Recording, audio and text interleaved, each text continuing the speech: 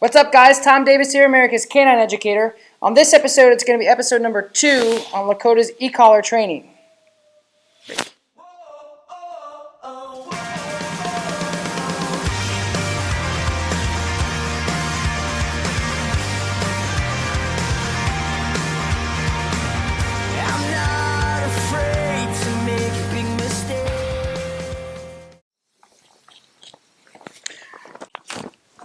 So when you're doing your second e-collar training, it's very, very short and sweet. All of my e-collar trainings to condition the dog are 10 to 20 minutes long, depending on the dog, depending on what we're working on. The second session is very similar to the first.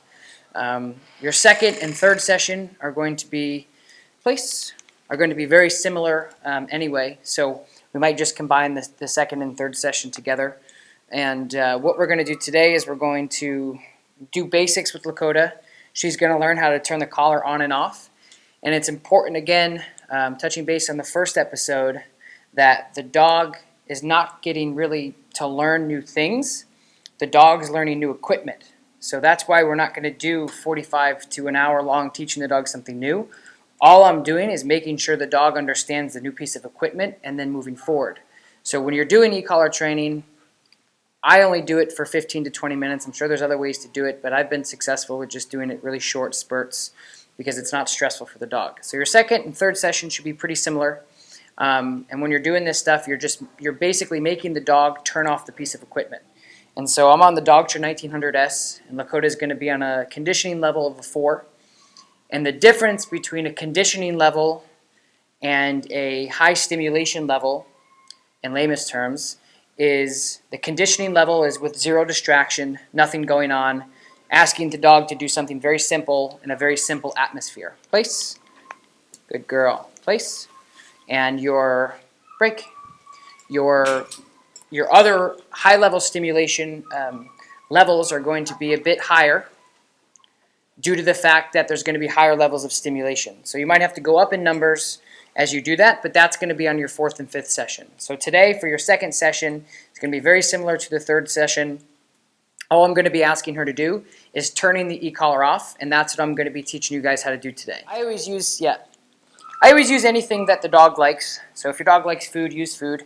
I'm going to do a little bit of both with Lakota. This video is just to show you guys your middle sessions with the e-collar. Your second and third session, very similar. Your 4th and 5th are going to be a little bit different, and I'm going to combine those two as well. And so today, on a level 3 or 4, which is Lakota's conditioning level, I'm going to ask her to place, and I'm going to turn the e-collar on. And when I'm doing that, I'm going to raise my arm so you guys know exactly when the e-collar is being used and when the e-collar is being stopped. Because that's one of the important parts about doing e-collar training is your timing. Flats, flats, good. Left, left, good. Yes. And so low levels of stimulation, 3 or 4.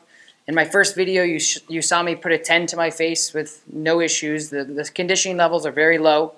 And again, all we're doing is we're layering over something the dog already knows with a new piece of equipment. So your e-collar training session should be 15 to 20 minutes max, because you're not teaching them something new, you're just teaching them a new piece of equipment.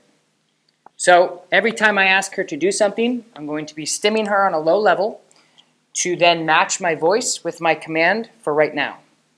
Lakota, left, left, yes. All right, Lakota, sit, tap, good. Lakota, touch, touch, good girl, sit, sit. So she down, so I'm going to ask her to sit, sit, yes, good. So real basic stuff. You're just layering over the stimulation from the e-collar so the dog understands the equipment.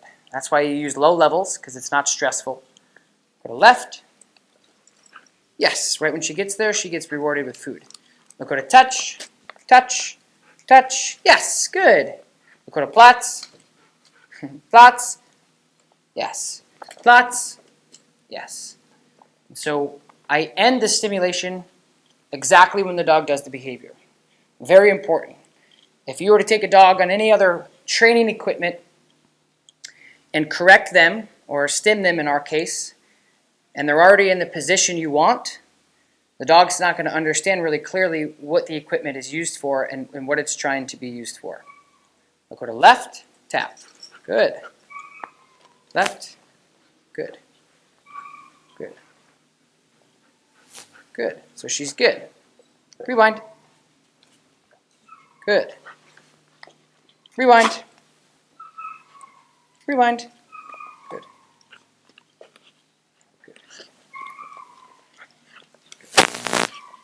So I'm going to ask her to sit. Lakota sit, tap. Yes. Reward. Lakota touch, tap. Lakota touch, tap. Good. Good girl. Lakota left, tap. Left, tap. Good. Lakota rewind. Rewind. Good. Good girl. Good girl. Good girl. Rewind, tap. Good. Yes. Touch, tap, touch. Good girl. Go to sit, tap, sit, tap, sit, tap, sit, tap, sit. Good. Break, break. Good girl. So I suggest using a long line while you're doing this to help the dog up. So Lakota's been well aware of obedience since she was about 8 weeks old, so it's a little easier for her. So for a dog that's new on the e-collar or new in obedience in general, you're going to want to use your leash pressure for help. So I always tell people you're going to anchor the dog with your leash so they can't get away, because then you get into a confusing situation with the dog, because the e-collar for the first 3 sessions are going to be a little bit of teeter-totter if the dog understands it or not. And so if you have a new dog on basic obedience and you're trying to teach them something new with the e-collar, let's say Lakota didn't know how to touch or place in some different areas. So I'm going to ask her to touch. I'm going to use the e-collar, and I'm going to turn the e-collar on until she gets into the position.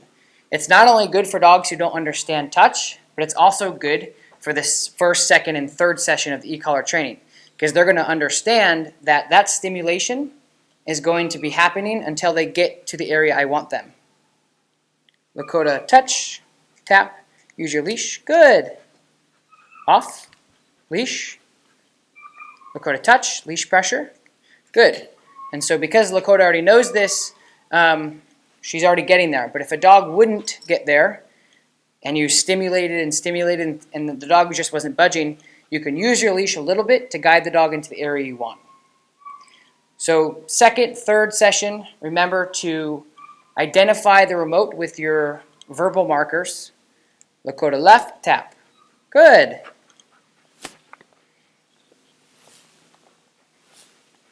Lakota sit, tap. Good girl. Okay, now I'm going to remove the leash. Lakota come. Good. Good.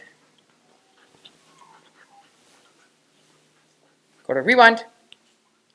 Good. Touch. Good. Sit. Good. So, good girl. Break. Every single time I told her to do something, I had a low-level stimulation. And that's important when you're marrying the two, your verbal cues and your e-collar, so they understand that they coexist. That way, eventually, you're going to get rid of the cloth line or your leather line, and you're only going to be focusing on your e-collar when you're doing e-collar training. Yes? So I have put out a couple videos on my private portal page on my online academy about a tune-up, and you're going to use the tune-up when you're working with the e-collar as well. And all it is it's direction change with the support of the e-collar. So what I'm going to do with Lakota is I'm going to move one direction. I'm going to tap her until she comes. The minute she decides to work with me, the e-collar shuts off.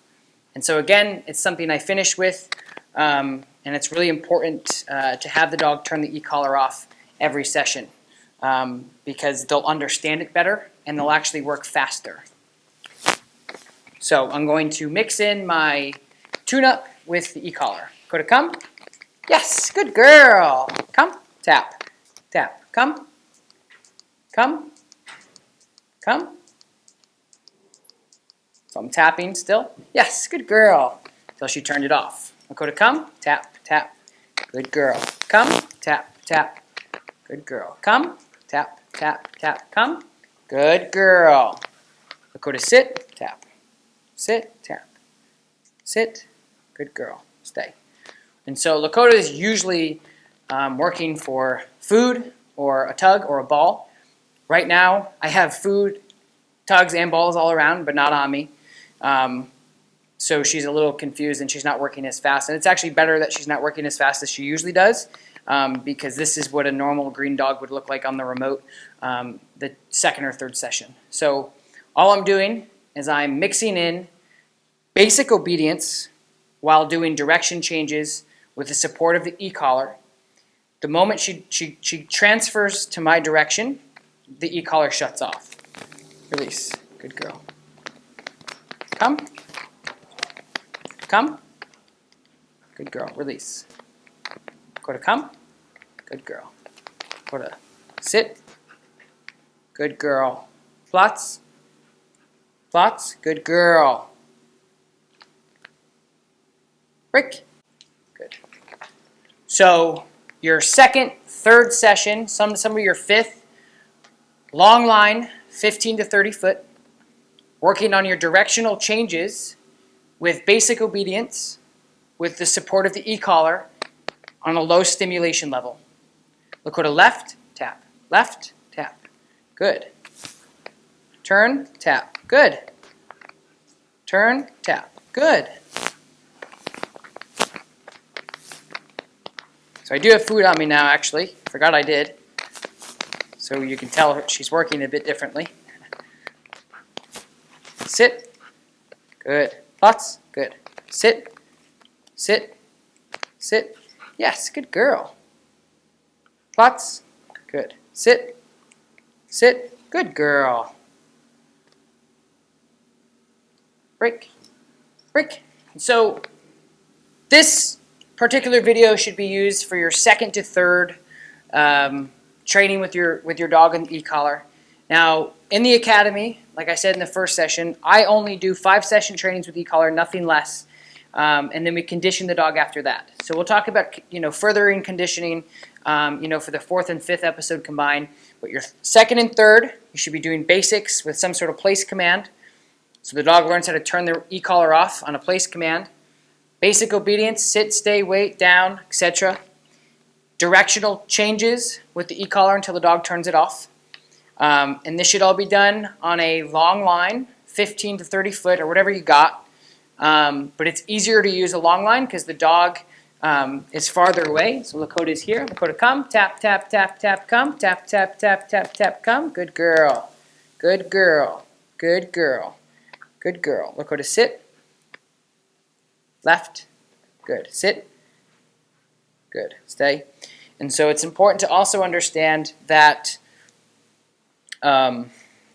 once you use the e-collar, you can use it for shaping your dog with obedience and all sorts of different stuff. Anything really in the end. And so this isn't the only way to do it. This is the way I do it, and I'm putting it out for people who want to learn how to use the e-collar or want to learn the process, or it's for my clients online across the world that we do e-collar training with. And so it's for you guys too to do your homework and figure out how to do it as well. And so we're going to combine this session. So this is the second and third session. This is all the stuff you should be doing, 15 to 20 minutes. And then the next episode is going to be the 4th and 5th session combined. All the things you should be doing on your 4th session and all the things you should be doing on your 5th session. It's not crazy stuff, but eventually all we're doing, guys, is we're eliminating the leash or the long line. Okay? So if this video was helpful to you, or do you think it'd be helpful to your friends or family, please share it with them. Don't forget to subscribe to my YouTube channel below. You can work with me, America's Canine Educator, online at www.americascanineeducator.com, listed below. You can join my online portal, work with me every single day, and travel with me.